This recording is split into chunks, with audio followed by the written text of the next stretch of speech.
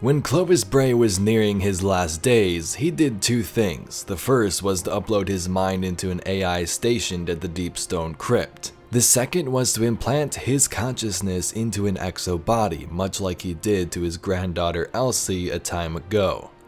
But what if I told you you already have been around this character for a very long time, since Destiny 1 even?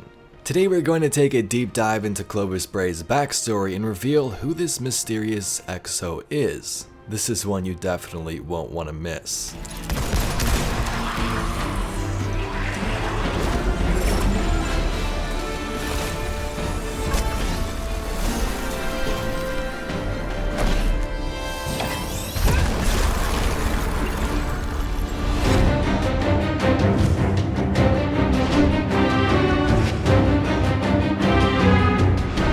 We've had the chance to dive into Clovis Bray's lore over the last couple of weeks, and it's pretty amazing. This is thanks to the Collector's Edition and also the ARG that was solved, which gave us the remaining pages from that Collector's Edition. Now, if you haven't seen those videos, I highly recommend it as we talk about how he turned his granddaughter Elsie into the Exo Stranger, how he used the darkness to create the first Exos, and what happened to him in the end. Those videos are sort of the prelude to this video, and some of that stuff will also be discussed here. So if you'd like to start from the beginning, you have some options to go by if you would like.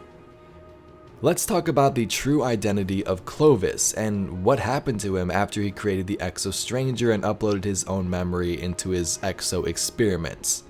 If you remember previously, we were told that Clovis did upload his memory to keep himself alive, and he did this in two ways. I must fight this battle with the purest will. I cannot tolerate this infection any longer.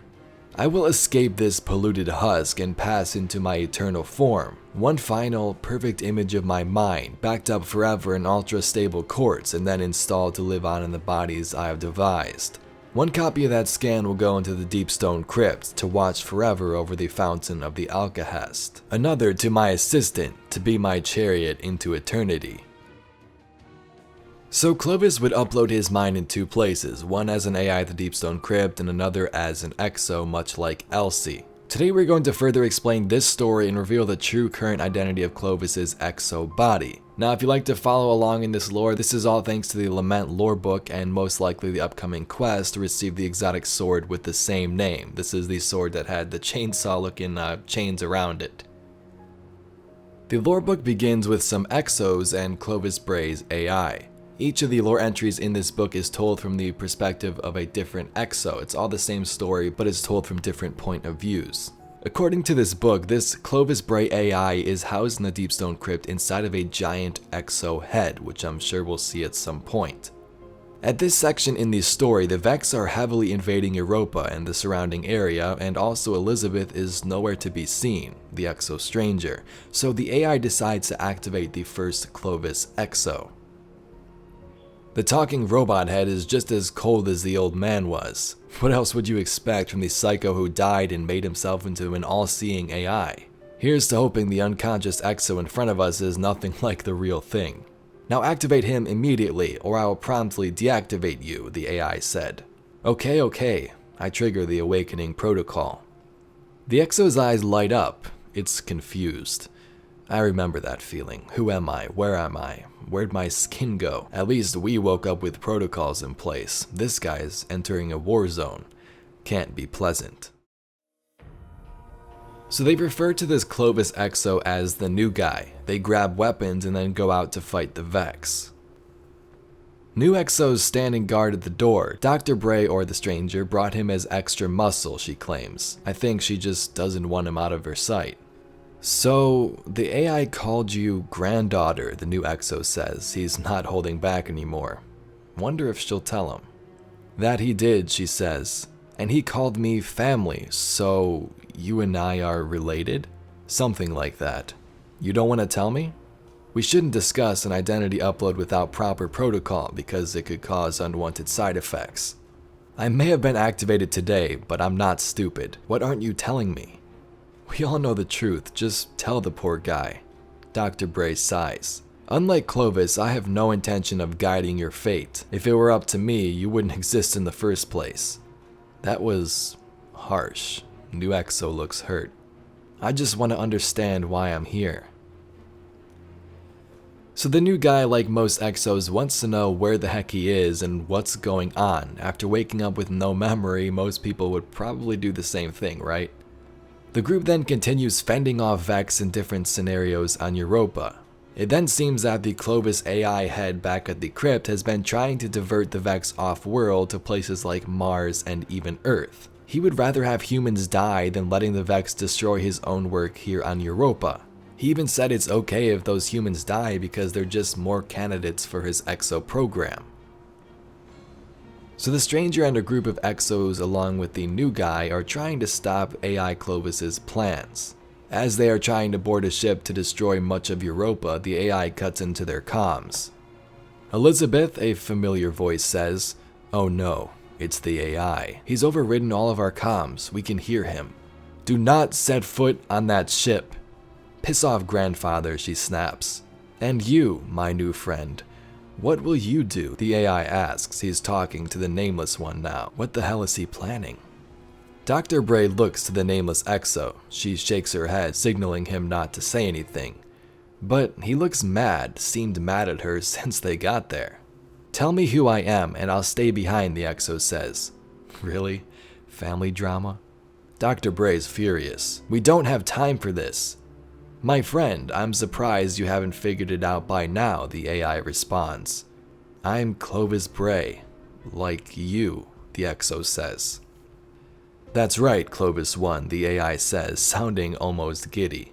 "But I can't remember anything about my life." By design, you were stripped down to your most basic emotional form, like all Exos. But help me keep your friends from leaving and I will tell you everything about your life. There's a pause. Dr. Bray shakes her head at Clovis-1. "Please," she starts, "we don't need another Clovis." I've seen her speak sincerely before, but this was way beyond that. This feels more like begging.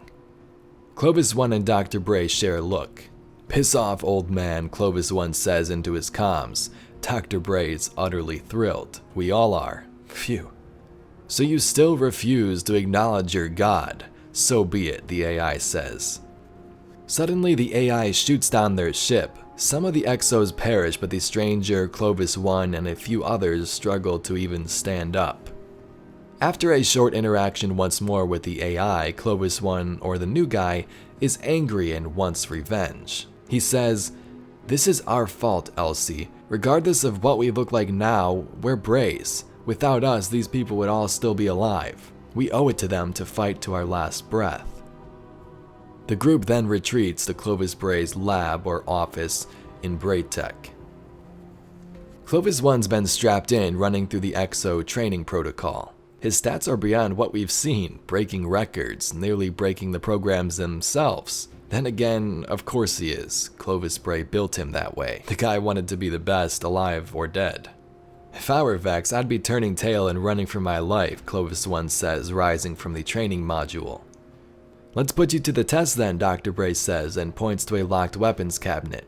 Inside are two weapons. One's a glimmering pulse rifle, the other a brilliant sword with a blade like a chainsaw. Thing looks like it can cut through titanium. We tried to bypass the cabinet security while Clovis-1 was training, but no luck. The weapons cabinet scans Clovis-1 as he approaches. "Welcome back, Clovis," it says as it unlocks. He takes the sword in hand and smiles. "You should take that one," Clovis-1 tells Dr. Bray. "Should I now? How else are we gonna look awesome taking the Vex down together?" She nods, grabs the rifle and slings it over her shoulder. Looks badass. Dr. Bray grabs something else from the cabinet and pockets it as well. Looked like a memory bank. Why does she need that? "How does it feel?" Dr. Bray asks. "Like it was made for me," Clovis-1 says, admiring the craftsmanship of the sword.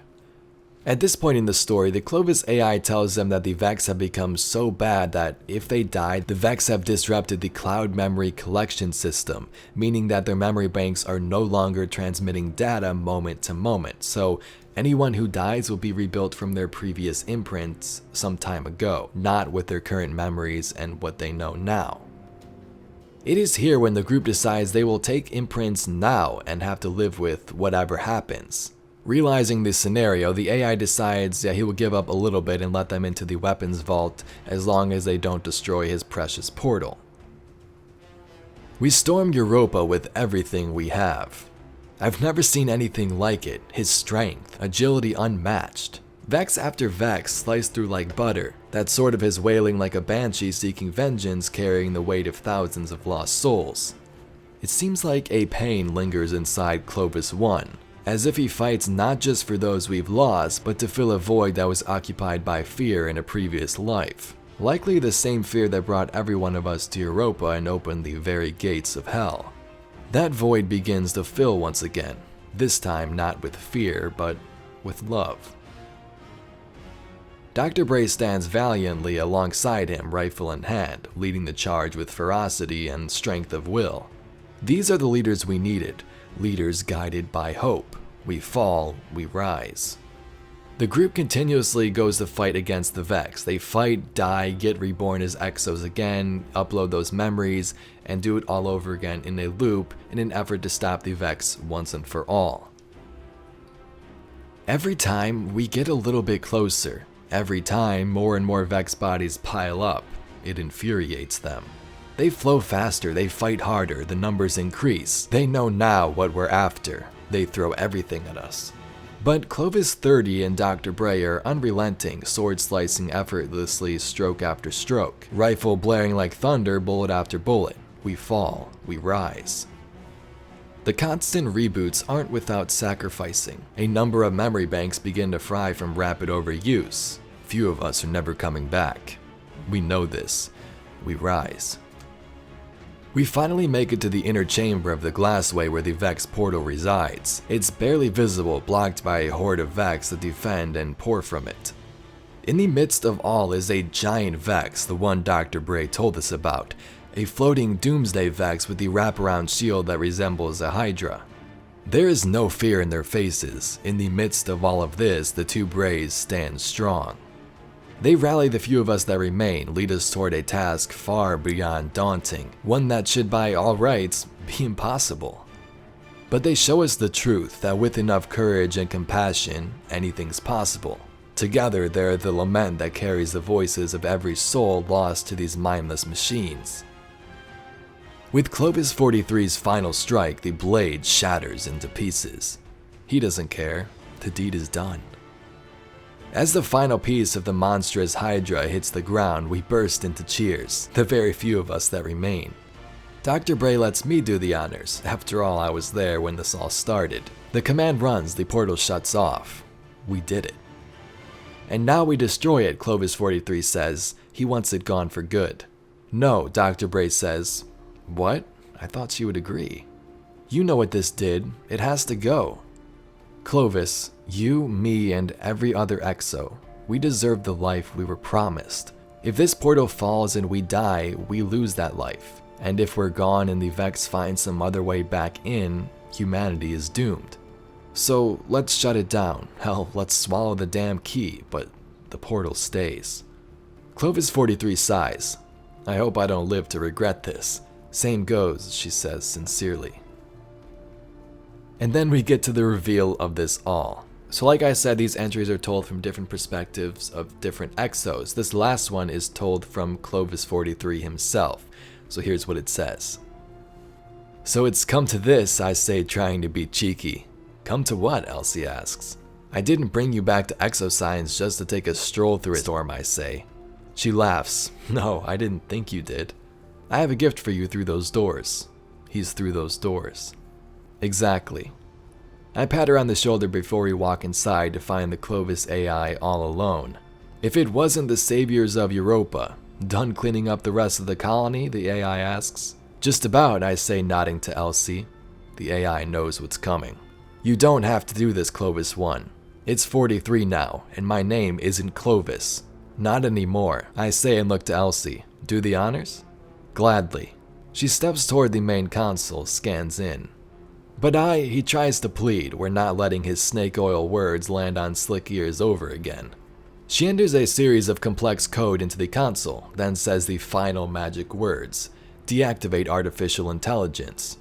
The light in the giant Exo's eyes goes out. If Elsie could smile, I know it would be huge.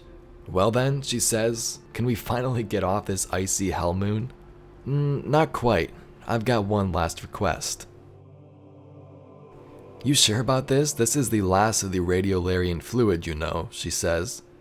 Many of the souls we lost at the hands of the Vex and the terror of Clovis were gone for good, but we managed to bring a few back, got them all off-world. Now it's just us, soon to part ways forever. I get her apprehension. Elsie finally gets a grandfather worth her time, and now I'm about to get a fresh reboot. She deserves to know why. When we added Bank E1-815 to your current imprint, all of those memories came back to you. About your family, sisters, brother, mother and father, about the pain, the loss, the guilt. Yeah? Elsie, I caused that. You're not him. I'll always be a ghost of him, no matter how hard we try to ignore it. And you deserve to be free from that person. She bows her head, which tells me she agrees. It pains me to no end. There was a world where we were a happy family. This isn't it, and we both know it. I place a tablet in front of her. What's this? It's his journal. Yours if you want it. Lock it away if you don't. It's mostly encrypted anyway. I read it a bit. The kind of person I was, fear-driven, obsessed with legacy. I won't become that. Not again. It's time for you and your siblings to rebuild the Bray legacy the right way, or tear the whole damn thing down. I can see how badly she wants to. Maybe she will someday. Alright then, she says. I don't really know how to say goodbye, but she does. She pulls me in for the first hug I've ever had, holds me tight, we share a moment, a reverie of what could have been, a passing glance through the looking glass. Wish I could shed a tear right now. Doesn't matter, I feel it anyway. She does too. Do me a favor, I ask. Anything.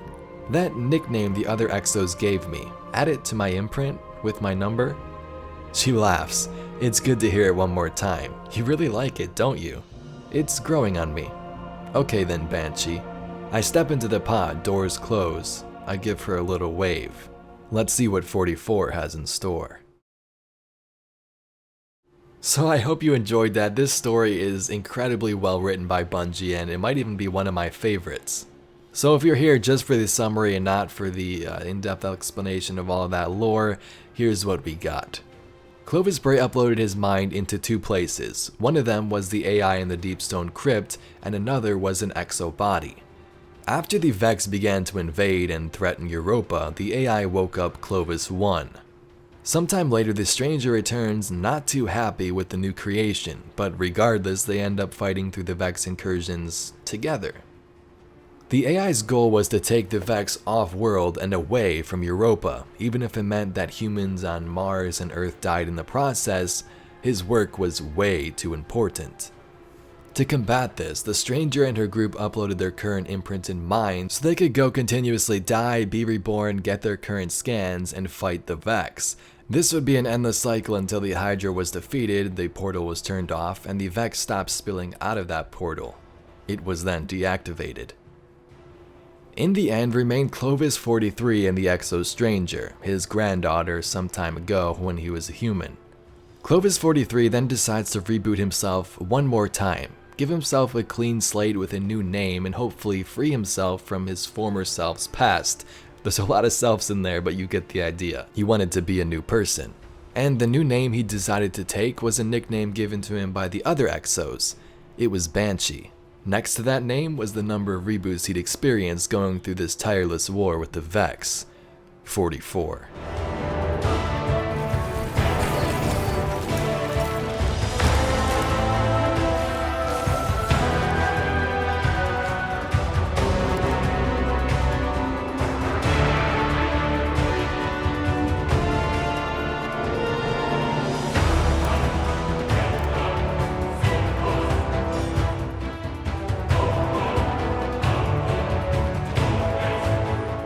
Anyway, Guardians, I hope you enjoyed this incredible story. Like I said, we're going to be seeing more of this with the Lament quest when it comes out, with the giant exo head AI thing. We're probably even going to hear from it at some point as well, so stay tuned to the channel for that information. If you have any Beyond Light stories you'd like me to dive into in future videos, be sure to tell me down below.